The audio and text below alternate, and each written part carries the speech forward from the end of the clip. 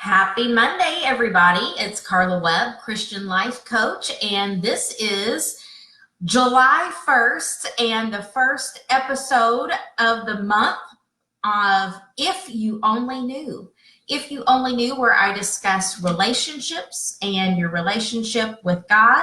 And today, it is just me, myself, and I don't have a guest today, but I wanted to take some time to talk about teens and unhealthy relationships. I have had quite a few parents reach out to me about working with their teen and helping them to understand what is unhealthy behavior in relationships and what is healthy behavior in relationships. And so I just wanted to take some time today to talk about a few things and to let you know how we can work together, how we can work to help your teen to have healthy relationships and get started in headed in the right direction so that they don't have to work with me later on as an adult after they've gotten into a series of toxic relationships. So let's get to it in the beginning and head it off. So if you are a parent of a teen or someone going into, when I say teen, I'm really talking about middle school, starting at middle school. So even if they're 12 years old or if they're going into middle school, this is a critical time as far as establishing healthy relationships and what that means for them. So if you are someone or know someone, if you're a grandparent, if you're an aunt, an auntie, however you say it, go ahead and share this on your timeline. Go ahead and invite people in to watch this with you today, because this is going to be valuable information that they are going to want to know. So just to get started here, just some statistics that you may not be aware of that I'm sure you're going to be really shocked and surprised by is that nearly 1.5 million high school students nationwide experience physical abuse from a dating partner in a year. Every single year, 1.5 million high school students experience physical violence, physical abuse from a dating partner. And we know we don't want that to be one of your children. 1 in 3 girls, 1 in 3. Okay, so think about your daughter or your granddaughter or your niece. Think about that, and then think about their circle of friends. So 1 in 3 girls in the US is a victim of physical, emotional, or verbal abuse from a dating partner.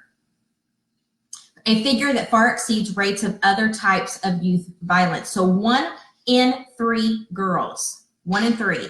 Think about your grandchildren, your daughter, her circle of friends. 1 in 3 of them is going to be a victim of physical, emotional, or verbal abuse by a dating partner.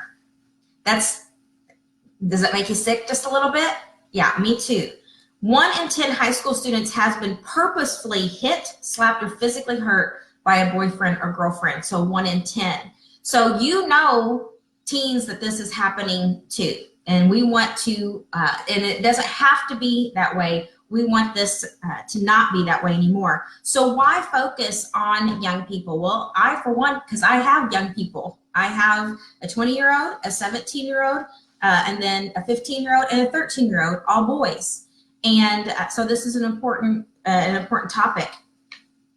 Girls and young women between ages of 16 and 24 experience the highest rate of intimate partner violence, almost triple the national average. So ages 16 to 24 is the highest rate of intimate partner violence. And among females, victims of intimate partner violence, 94% of those age from 16 to 19 years old. So 94% of victims of intimate partner violence are ages 16 to 19. And 70% of those are 20 to 24 were victimized by a current partner or former boyfriend or girlfriend.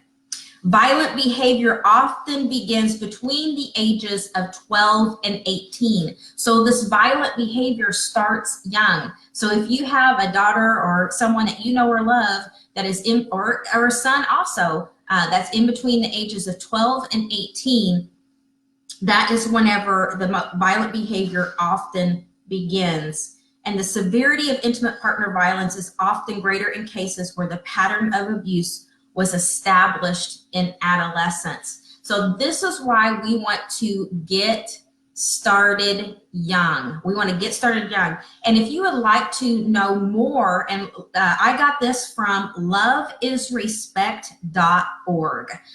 Those statistics, dating abuse statistics, comes from loveisrespect.org. And that is not including, so I'm looking at that age right there. There's more information about college students, which is when a lot of people, they go away to college and they get into their first maybe serious relationship, and they don't know what to look for, and they accept these types of things.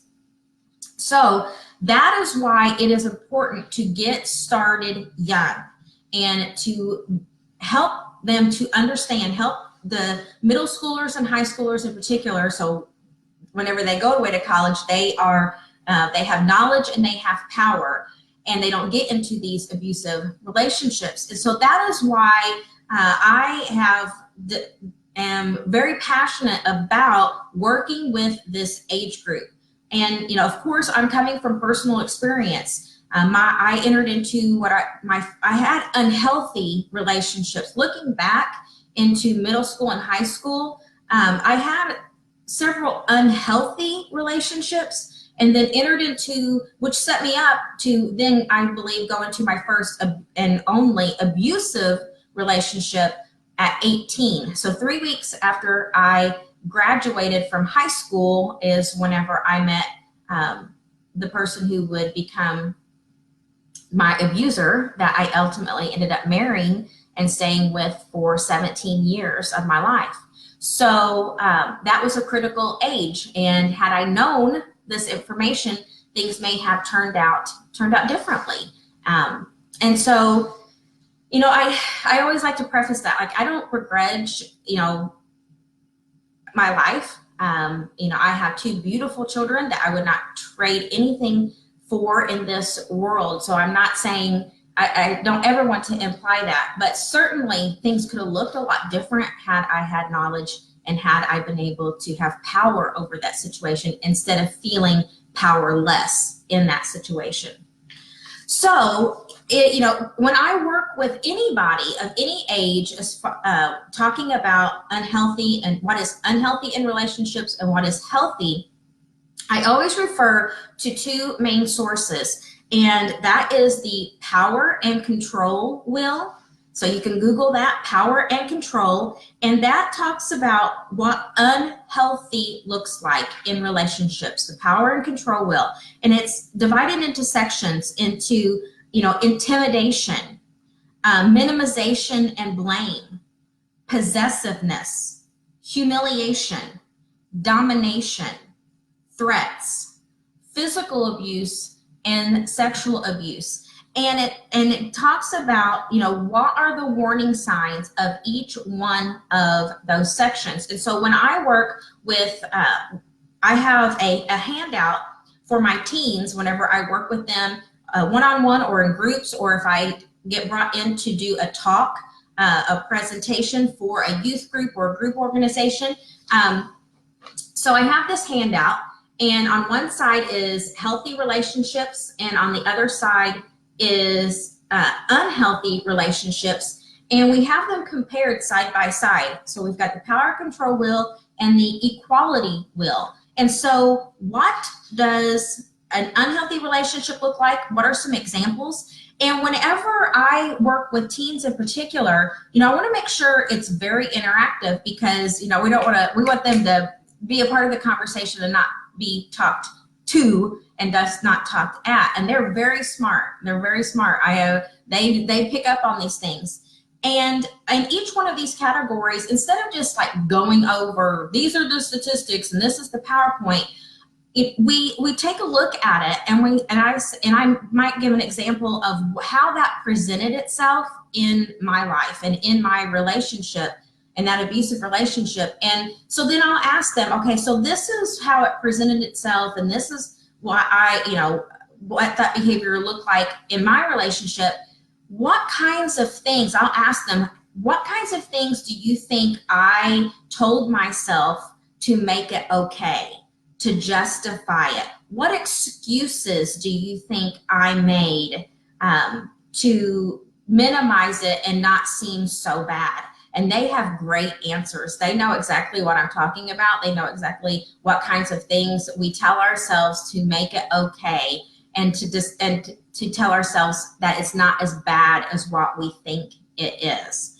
And so we go over that, and I bring them into the conversation, have them give me examples, things that they've probably already seen or experienced in their life, and then validate to them that the things they think are wrong really are wrong.